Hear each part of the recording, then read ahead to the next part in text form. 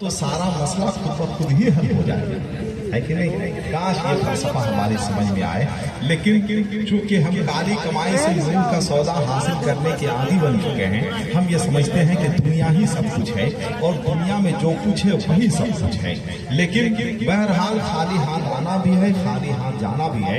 ایک بادشاہ نے ایک فقیر سے پوچھا تھا، بلکہ اسے موقع دیا تھا کہ مانگو کیا مانگتے ہو، تو فقیر نے کہا کہ بادشاہ سلامت کچھ نہیں چاہیے، بس میری جھولی بھر دیجئے۔ تو اس کے بعد جب بادشاہ سلامت نے اسے بہت کچھ دیا، اس کے باوجود جب جھولی نہیں بھری تو فقیر یہ کہہ کر چلتا بنا کہ بادشاہ سلامت یہ خواہشات کی جھولی ہے، اسے صرف قبر کی مٹی ہی بھر سکتی ہے، دنیا کی کوئی چیز نہیں بھر سکتی ہے۔ اس لیے بہرحال اس فلسفے کو ہمیں اور آپ کو یاد رکھنا چاہیے۔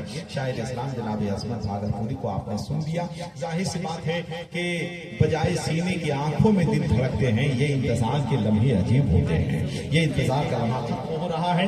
اگر نعت پڑھنے کا، نعت سننے کا اور نعت لکھنے کا ثواب معلوم ہو جائے تو خدا کی قسم آدمی قیامت تک صرف نعت پڑھے، نعت لکھے اور نعت کی بات کرے، لیکن ظاہر سی بات ہے کہ نعت کی جو ادبی حیثیت ہے، جو شعری حیثیت ہے، اس حیثیت سے ہم کوئی گفتگو اس لیے نہیں کریں گے کہ شاعر اسلام جناب عظمت کے بعد جناب دلبر شاہی کو آپ کو سننا ہے۔ جس کام کے لیے اور جس پیغام کے نشر کے لیے ہم آئے ہوئے ہیں وہ آپ تک پہنچ رہا ہے۔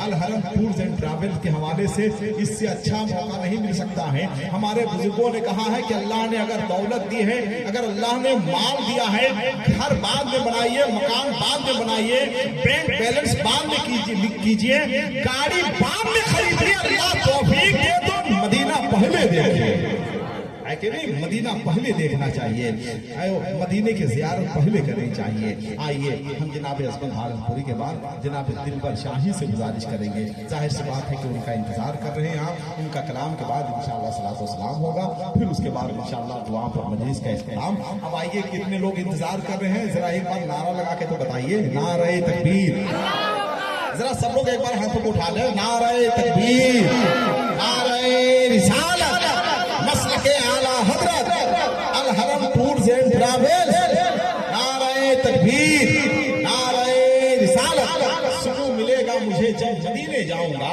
سوال یہ ہے کہ میں کب مدینے جاؤں گا؟